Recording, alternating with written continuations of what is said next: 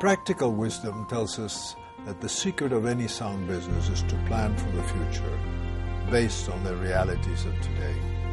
But the pages of Ayala's 175-year history prove that it's not only about anticipating what's probable, but imagining what's possible. The story begins in 1834. The Philippines was just a fledgling economy, and only a few companies chose to invest in the country itself. But two adventurous men took that risk by staking the future on a startup business called Casa Rojas. Under the daring leadership of Domingo Rojas and Antonio de Ayala, it wasn't long before the company had a firm foothold on the budding economy, establishing the country's first distillery and venturing into agriculture. But it was their participation in the banking industry that really changed the local landscape of the time. With Ayala on board, El Banco Español Filipino de Isabel II made history by printing the first Philippine banknote. For the first time, Filipinos were paying for goods with their own peso bills. In 1912, the bank would be renamed Bank of the Philippine Islands.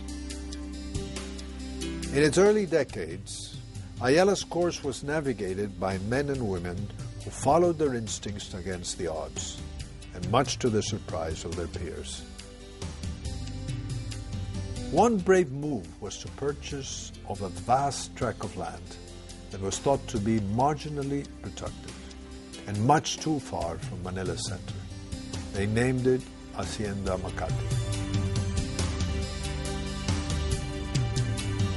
The turn of the century was an exciting time to be entrepreneurial. Ayala y Compañía welcomed the 1900s with enterprises that would set the pace of the times. The country's first public transportation system, the first Filipino-owned insurance company, and then residential developments in and around Manila.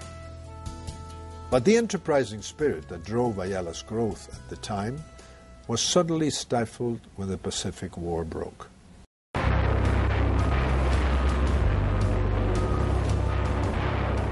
Not long after the war, Ayala's real estate business was reinvigorated when Joseph R. McMicking unveiled an astonishing development plan that would change the landscape of Makati and of the nation.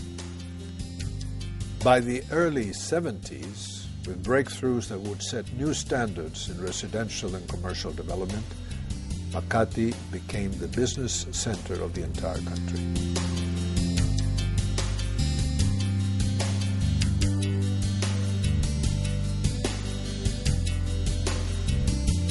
McMicking's master plan would be the framework of Ayala Land's future ventures, where spaces are turned into complete communities fueling urban progress. This combination of strategic thinking and boldness of vision would propel Ayala's expansion beyond the command of its early generations of leaders.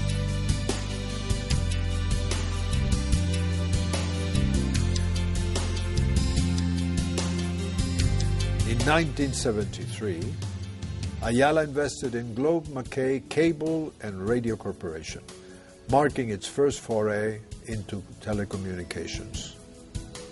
This would later give rise to Globe Telecom, which revolutionized the way people communicate.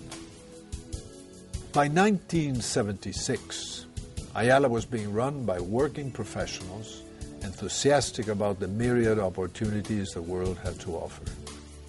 Partnerships were forged within and across borders, including one with the Mitsubishi Group, which paved the way for Ayala's enterprises in the automotive and manufacturing industry. Partnerships like these were key in diversifying the business and have become crucial turning points in Ayala's history. In the 1980s, people were busier and time became the most precious commodity of all. Yet, to perform any bank transaction, It was routine to spend a good part of the day standing in line. Ayala changed this when BPI introduced the Express Teller, the nation's first automated teller machine network. Today, many more innovations are making the banking experience easier and more convenient. While the technology of wireless communication was unimaginable in the 80s, Ayala, through Globe's innovations, made it possible for people to stay connected without constraint. Ayala has set out to make its bold innovations work for every Filipino.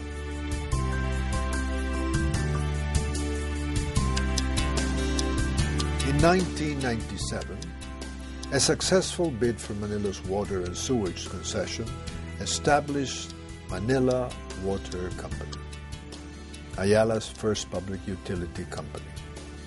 Its success in turning the enterprise around signified the company's intent to make the Ayala brand of service and commitment available to a vast majority of Filipinos.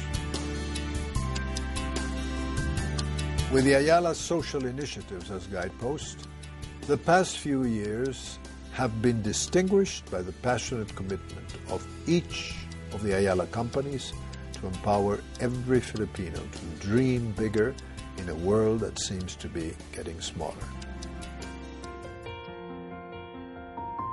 Over the past 175 years, Ayala has grown and nurtured businesses that have given rise to many life-changing innovations for Filipinos.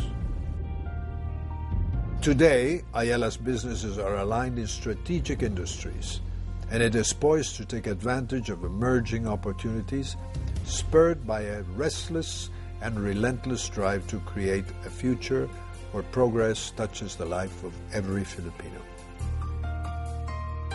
The dream may seem daunting, but Ayala has already been taking steps to make it a reality. It's a dream of a nation where every child has a chance for a bright future, where every family has a place to call home, where everyone can pursue their own dreams and believe they can come true.